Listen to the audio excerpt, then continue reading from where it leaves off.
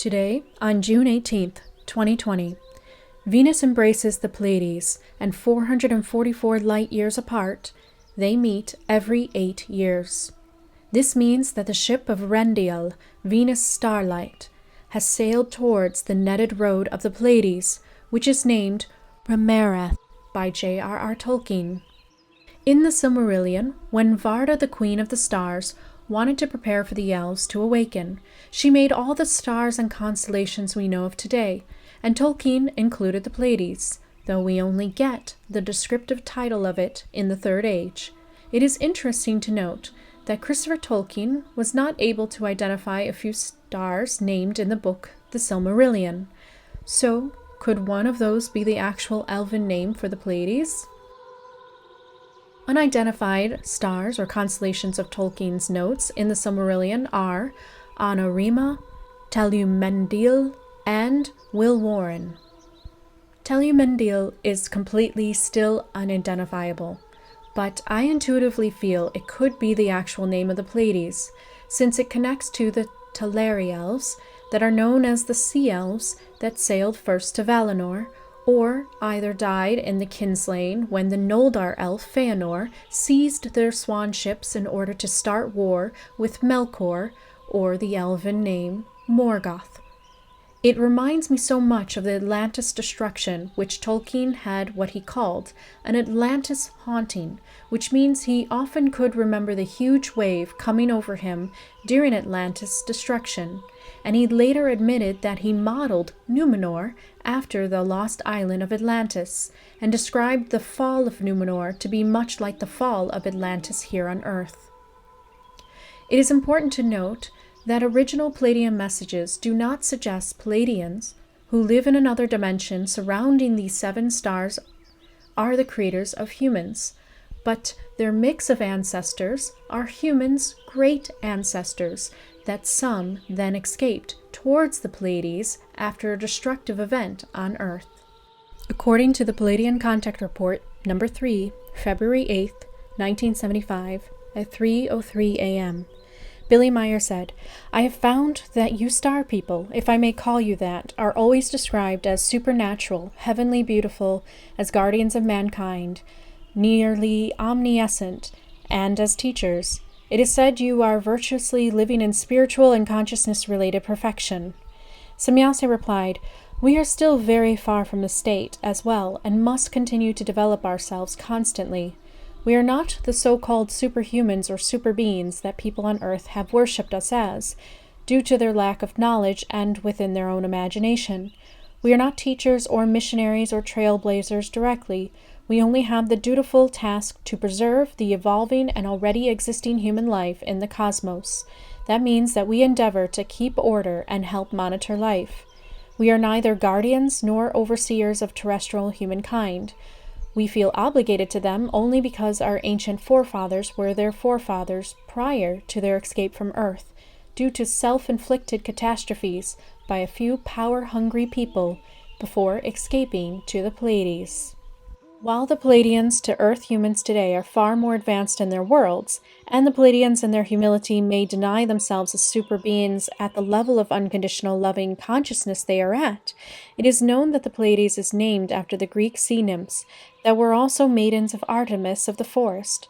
Perhaps we can see the ancient connection of the Pleiades to the watery realm of Atlantis and of Lemuria, that later associated it with the water connection of the 7 daughters of Atlantis, a Titan, and an ocean nymph named Pleione. Can we right now be understanding through myth the forefathers of the Pleiadians, who would be half water-like beings, as well as half humanoid land titans or giants?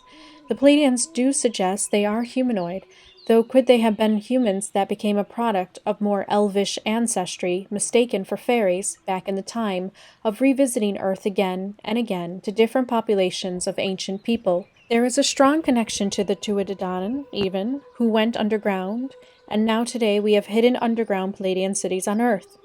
I do believe that Pleiadians, while feeling obligated to help monitor life, many souls have incarnated here from the Pleiades to volunteer with this work of assisting. My mind sees no disconnect regarding ancient events leading up to who we are today. In Tolkien's world of Arda, it would be the Valar, who were the ancestors of the Pleiadians, the Pleiadian humanoids as the Elves who came before humans, and the humans on Earth today as the humans. This is the interconnection that Semjase lays out, and how the Pleiadians are humans' older kin, as the Elves were kin to humans, though the Elves simply had a little more advancement in art and artifact, as Tolkien called it, which is magic through advanced understanding of the universe, and creation through this wisdom of it. As Semjase said, in the contact report, 1 January 28th at 2:34 p.m., in reality, we are human beings just like the Earth humans, but our knowledge and wisdom are far superior to theirs, also in technical respects. In Tolkien's language, Remmirath means fly cluster or jewels in a net, which comes from the Dunedain language of Numenor, of half-elven ancestral line, where once again we see the Atlantis connection. Remmirath is a description or title, and often Tolkien has two names to give titles or give a name, so at this point we do not know the true Elven name for Pleiades. We only have the Quenya Elven name for fly cluster as Itzilokte. Cosmologically, if Orion Melivakar was created during Varda's awakening of the Elves, then the Pleiades would have to be there since the Pleiades came before Orion in our solar system.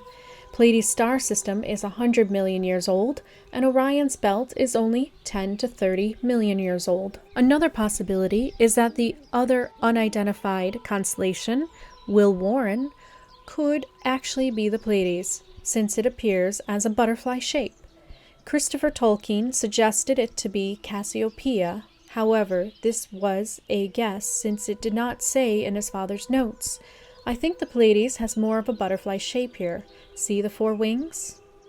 In The Lord of the Rings, during the first adventure of Frodo, of the Fellowship, we see the elves burst into song in the autumn of November, as the Pleiades arose signaling a certain event when the darkness would be defeated and the light would come once again. Away high in the east swung Remmirath, the netted stars, and slowly above the mists of red Borgil, Aldebaran rose, glowing like a jewel of fire. Then, by some shift of airs, all the mist was drawn away like a veil, and there leaned up, as he climbed over the rim of the world, the swordsman of the sky, Melivakar, with his shining belt. The elves all burst into song. Suddenly, under the trees, a fire sprang up with a red light. "Come," the elves called to the hobbits, "come, now is the time for speech and merriment." It's interesting to note that both Beltane and Samhain, pagan holidays and celebrations, were both associated with the Pleiades star cluster, and in particular the upcoming date of November 21st, which is the Elven awakening of Indari. November is often called the month of the Pleiades because in this month the stars in this cluster are visible from dusk until dawn. So now, today, June 18th, is a special day of another reminder of this light that will defeat darkness just in time for the summer solstice, the longest day of the year for the sun. So look up and think of brave Earendil, both of elven and human ancestry, sailing back home, or towards a new adventure once again. Can it be the netted road of the Pleiades is a bridgeway back to our own ancient star ancestry, as other cultures used to believe too? And to find our way back to the Valar once again is through embracing the nature wisdom the Pleiadians left for humanity throughout different cultures as the star people who visited Earth many times. Semjase said that the Pleiadians came to Earth because they wanted to help liberate humanity with warnings, but also to give messages about the cosmic laws observed in nature for deeper answers to existence. In the very first contact report, Semjase said, "We came to warn the people of Earth about barbaric creatures who have destroyed whole planets or forced inhabitants into slavery. There will come a time when a conflict with these degenerate human creatures becomes unavoidable. Above everything there remains but one that possesses the power of life and death over all creatures. It is creation alone, which has laid its laws over everything, laws that are irrefutable and have eternal validity. Man is able to identify them in nature if he makes the effort. As Tolkien said in the Silmarillion, "Now, when first Vingalot was set to sail in the seas of heaven, it rose unlooked for, glittering and bright, and the people of Middle-earth beheld it from afar, and wondered, and they took it for a sign, and called it Gil Estel, the Star of High Hope. The Valar, having listened to Earendil's plea, went with a mighty host to Middle-earth, and overthrew Morgoth. Earendil took part in the battle, riding on Vingalot, besides Thorondor and the eagles. He struck down the great dragon, Ancalagan, and cast him down onto Thangorodrim, the event which, along with the sheer devastation caused by the War of Wrath, led to the ruin of Beleriand. However, as prophesied by Mandos before the Daggoroth, the last battle, that when the world is old and the powers grow weary, then Morgoth, seeing that the guard sleepeth, shall come back through the door of night, out of the timeless void, and he shall destroy the sun and the moon, but Earendil shall descend upon him as a white and searing flame, and drive him from the airs." So today is another special day, just another reminder that the light will always defeat the darkness that threatens to spread. Yet, just as nature is eternal and can find growth wherever there is light, so can consciousness be eternal, as long as the true self always finds illumination of the mind.